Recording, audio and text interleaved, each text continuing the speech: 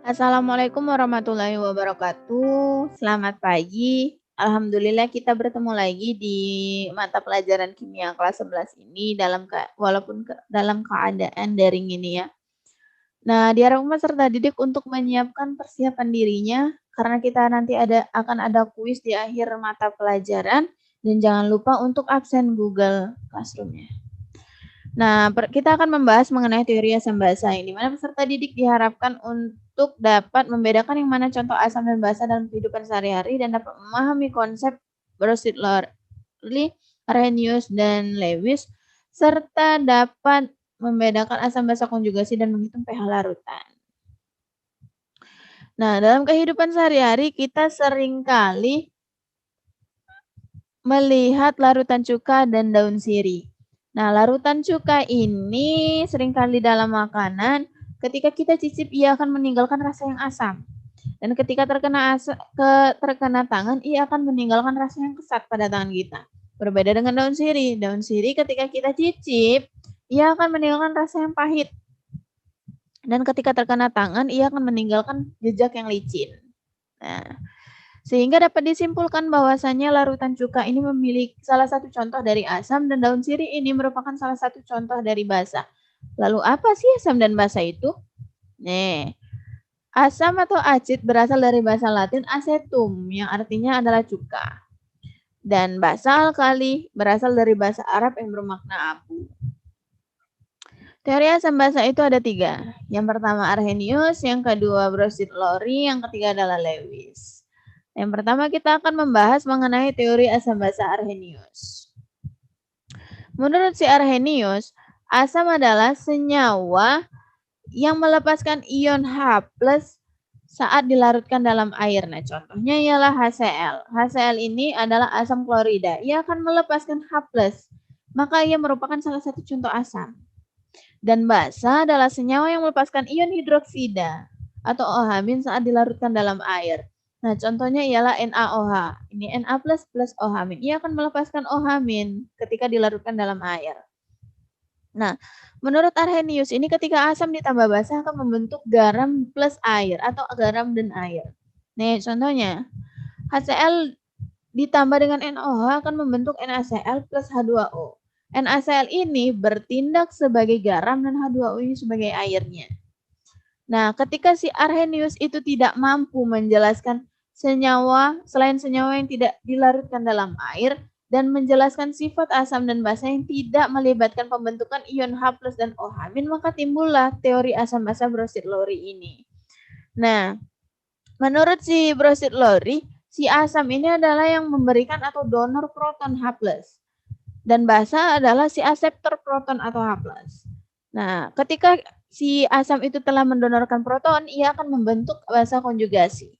Dan ketika aseptor itu bertindak sebagai penerima, basa itu bertindak sebagai penerima proton, ia akan membentuk asam konjugasi. Sehingga asam basa Brochet-Lorentz ini terkenal sebagai pasangan asam basa konjugasi. Nah, contohnya ini, HF plus H2O akan hasil keseimbangannya akan membentuk H3O plus HF-. Nah, ini pasangan asam basa konjugasi itu ia akan membentuk senyawa yang sama akan tetapi jumlah hidrogen yang berbeda sehingga HF ini yang berpasangan dengan F dan H2O berpasangan dengan H3O.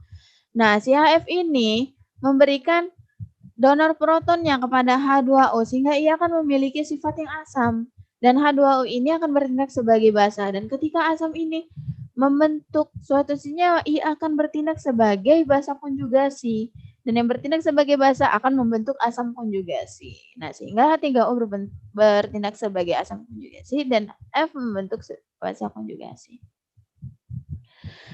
Dan terakhir muncullah teori asam basa Lewis yang dimana ia akan melibatkan penyerahan penerimaan pasangan elektron bebas.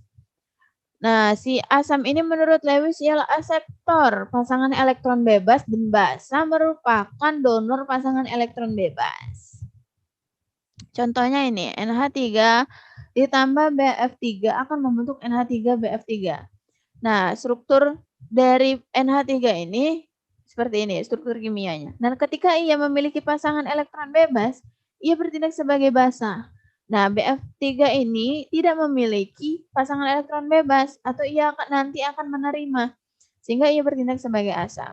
Nah, ia akan ketika si NH3 ini memberikan, maka ia akan bertindak, muncullah ikatan kovalen koordinasi untuk menyatukan antara NH3 plus BF3 tadi, akan membentuk struktur Lewis seperti ini. Nah, selanjutnya kita akan mencari pH asam. Asam itu terbagi menjadi dua, yang pertama asam kuat dan asam lemah. Apa sih asam kuat itu? Asam kuat adalah asam yang terionisasi sempurna dalam air.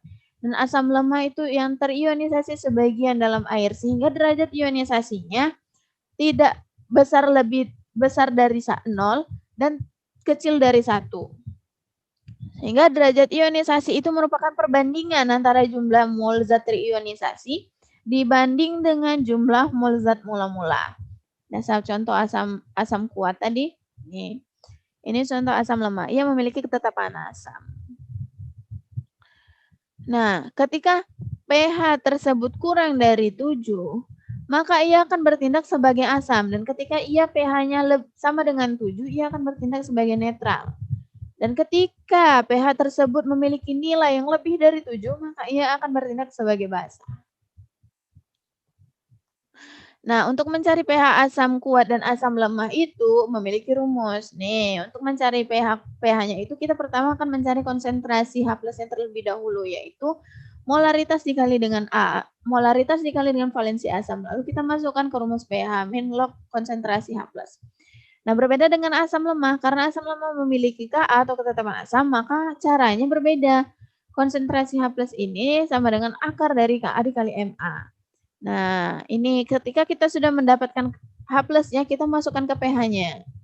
Sama dengan asam kuat tadi. Nah, ketika derajat ionisasi yang diketahui, maka untuk mencari H+-nya itu berbeda. Maka konsentrasi H+ ini sama dengan derajat ionisasi dikali dengan molaritas asam. Ini contoh soalnya. Larutan HCl 0,03 M. Nah, ini termasuk asam kuat kan? Maka kita akan menggunakan rumus ini. Menggunakan rumus asam kuat. Ma dikali A. M sudah diketahui. Maka kita akan mengabaikan volumenya. Karena M sudah diketahui. Nih volumenya. Ini M-nya. Nah, satu ini, valensi asam ini didapatkan dari nilai H+. Valensi dari H+-nya. Ketika valensinya ada 2, maka A-nya 2. Ketika valensinya ada 1, ya hanya 1. Nih, maka ini dapatkan konsentrasi H+-nya. Nah, dimasukkan ke rumus pH-nya. Nah, lalu mendapatkan hasil seperti ini. Nah, dilanjutkan dengan, ini belum selesai, ketika pangkatnya pindah ke depan dan diikuti dengan min log setelahnya, maka itulah hasil pH-nya. Nah, selanjutnya itu contoh dari CH3COOH dengan 0,01 MA. Ka sama dengan 10 pangkat milim. Ketika kita belum hafal nih asam kuat apa saja, maka ada nilai Ka-nya.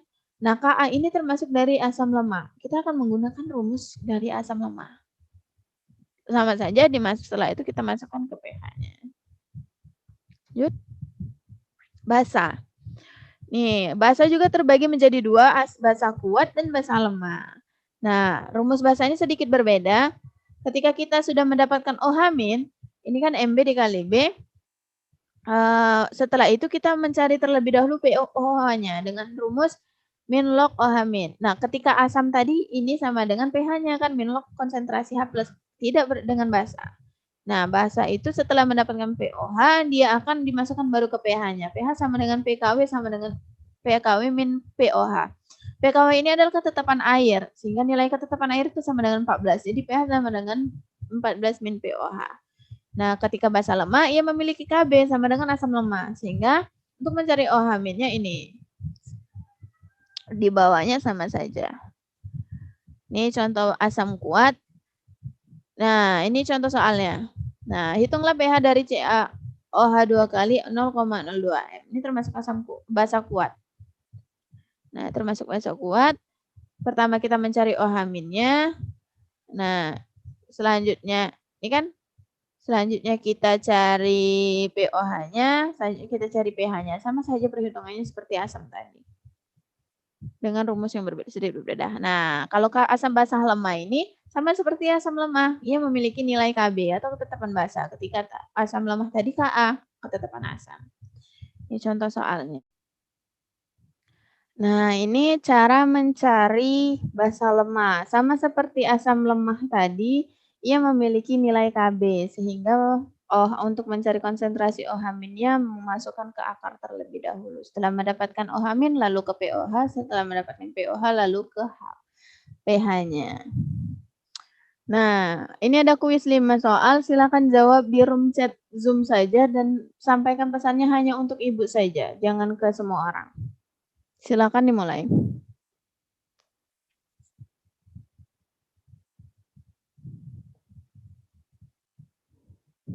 Karena jawabannya singkat-singkat,